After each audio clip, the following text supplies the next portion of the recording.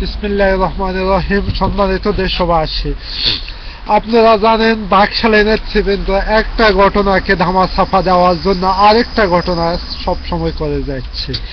একের পর এক হত্যাকাণ্ড, একের পর এক হানাহানি, মারামারি, এমনকি মানুষকে পুঙ্গ করা, মানুষের জীবন নিয়েছে এমনি খেলা। মানুষ কত মায়ের বুক খালি করেছে, কত ভাইয়ের মুখ খালি করেছে, কত বাবার বুক খালি করেছে।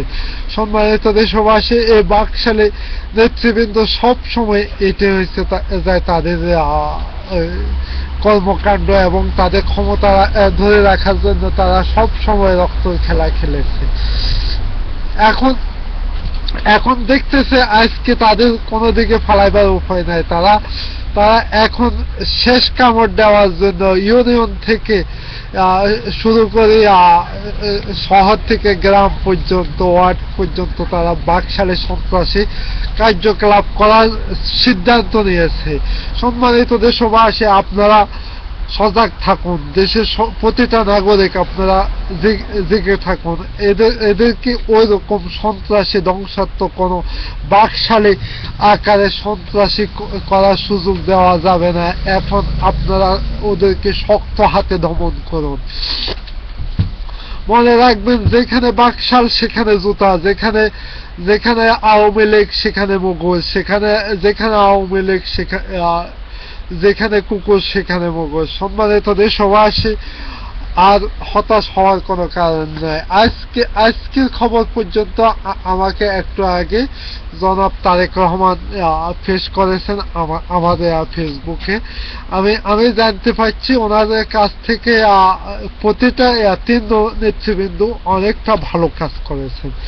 এমনকি উনি এখন আপনাদেরকে কিভাবে দেশ এবং জাতি গড়ার জন্য কাজে লাগাবে ওইটাই উনি চিন্তা ভাবনা করতেছেন।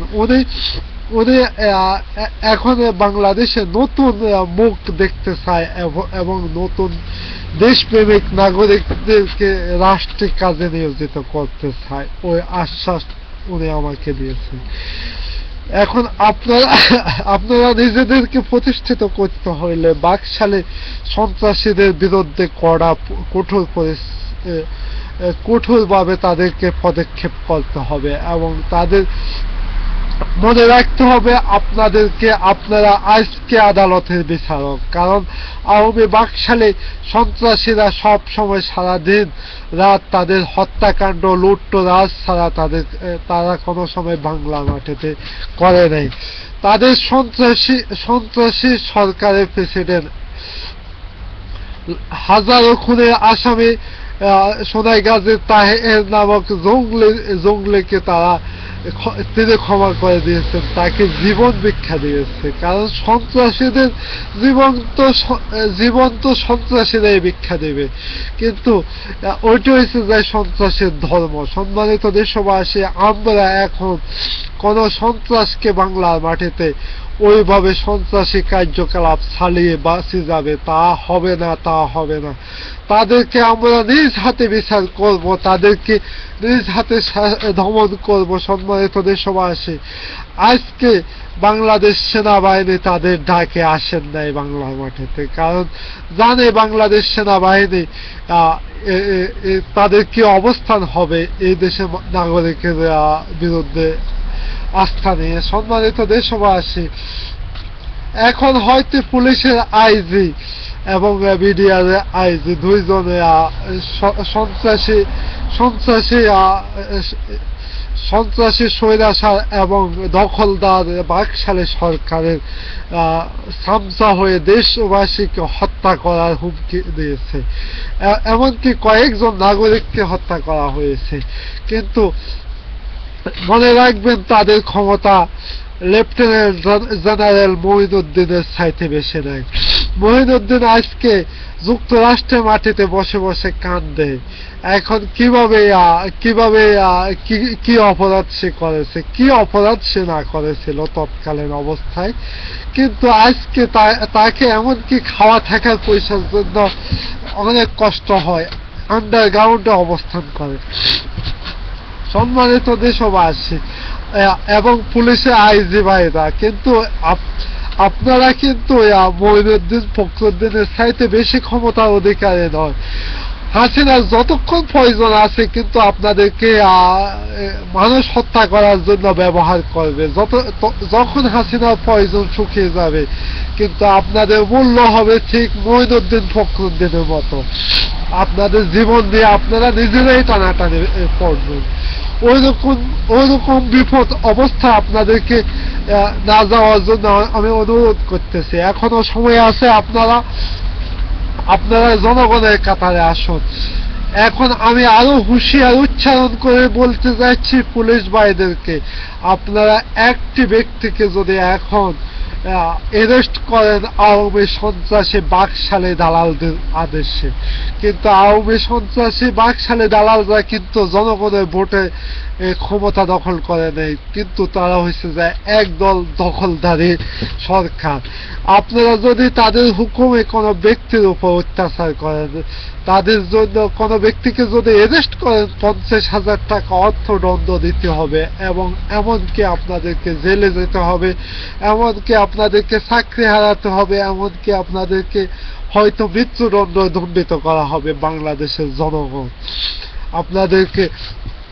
আপনাদের বিচার করবে। ওই পরিস্থিতিতে না যাওয়ার জন্য আপনাদেরকে আমি বাংলাদেশ জাতীয়তাবাদী নেতৃবৃন্দর আদেশ থেকে আমি আপনাদেরকে এই আদেশ দিতে যাচ্ছি। কিছুক্ষণ আগে আমার সাথে জনাব মোহাম্মদ তারেক রহমানের সাথে কথা হয়েছে। জনাব তারেক রহমান বলেছেন এই দেশকে উনি এমন ভাবে গড়তে চায়, এই দেশ হবে একটি সুন্দর ফুলের মতো দেশ। এই দেশে কোনো কালো বিড়ালে কোনো আস্থা থাকবে না, এই দেশে কোনো কালো কাজের কোনো আস্থা থাকবে না, এই দেশে থাকবে প্রতিটা মিডিয়া এবং প্রতিটা গণমাধ্যম দায় মুক্ত এবং মুখ খোলা। কিন্তু এরকম একটা বাংলাদেশ গড়তে চান তিনি, এরকম একটা সোনার মতো দেশ গড়তে চান, এবং ওই দেশে হবে প্রতিটা নাগরিক স্বাধীন এবং নিজের অধিকার নিজে আদায় করার মতো সক্ষম, এরকম জাতি। সংগ্রামী ভাইয়েরা আমার, আপনারা সবসময় জানেন আমাদের কবিগুরুরা যেভাবে লড়াই করে দেশ এবং জাতিকে সর্বক্ষণ উদ্ধার করে আসছেন। আজকে বন্দুক যুদ্ধ নামে আমাদের এক সহকর্মীকে হত্যা করেছে খিলক্ষেত, কিন্তু এই বাকশালী কায়দায় বাংলাদেশের প্রতিটা ইউনিয়নে হত্যাকাণ্ড প্রচেষ্টা চালাইতেছে আওয়ামী বাকশালী সন্ত্রাসীরা। সম্মানিত দেশবাসী, আপনারা এখন নিজেরা কঠিন হাতে এই সকল সন্ত্রাসী কর্মকাণ্ডকে বন্ধ করেন এবং তাদের বিচার করুন। তাদের প্রতিটি বিষাক্ত দাঁত আপনারা ভেঙে দেন। সম্মানিত দেশবাসী, আজকে তারা আমাদেরকে ধমক দেয়, তাদের মুখে ধমক আসে না, ইঁদুর বাদুরের ডাক আসে। তাদের চেহারার দিকে তাকান, এক একটা এখনো মরবে এরকম অবস্থা, কিন্তু মানুষের রক্ত দিয়ে তারা খেলতে খেলতে এমন পর্যায়ে এসে গেছে, তারা রক্ত না দেখলে তাদের মনে শান্তি লাগে না। সম্মানিত দেশবাসী, আপনাদেরকে আরেকটা আমি প্রমাণ দিয়ে কথা বলতে চাইছি। এই বাকশালী নেত্রী, তাকে মানব কন্যা বলে তিনি আখ্যায়িত করছেন বিগত বছরগুলাতে। তিনি একজন দানব, তার একজন হায়েনা, কিন্তু তিনি মানব হিসাবে পরিচয় দিতে চাইছিলেন, কিন্তু তিনি একজন মানব না। আপনারা তাকে মানব হিসাবে কোনোদিন বিশ্বাস করবেন না। সম্মানিত দেশবাসী, এখন আমাদের প্রতিশোধ নেওয়ার সময়, এখন আমাদের দেশ এবং জাতিকে উদ্ধার করার সময়। আপনারা এখন যা কিছু আছে, যে অবস্থানে আছেন, সব কিছু নিয়ে ঝাঁপিয়ে পড়েন বাকশালী সন্ত্রাসীদের উপর। বাকশালী সন্ত্রাসী মাত্র 4% বাংলার মাটিতে, আপনারা আছেন 96%। 96 জন লোক, অবশ্যই 60 জন সন্ত্রাসীকে সাহিত্য করার জন্য আপনাদের তেমন কোনো কষ্ট হবে না। এগিয়ে আসুন, দেশকে বাঁচান, মাটিকে বাঁচান। আজকে দেশে মানুষ আপনাদের দিকে তাকিয়ে আছে, এই মাটি আপনাদের দিকে তাকিয়ে আছে। সম্মানিত দেশবাসী, আজকে আপনার ভাইয়ের মতো নেত্রী কি অবস্থানে আছেন, এই দেশকে নিয়ে তিনি কিভাবে যুদ্ধ করে যাচ্ছেন।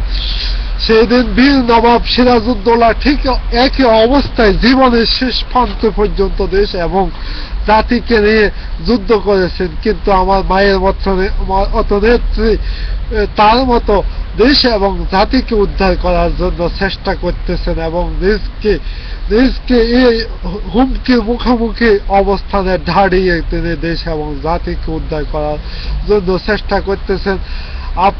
আমাদের জাতীয় মা যদি এইভাবে পারে, আমরা কেন পারবো না?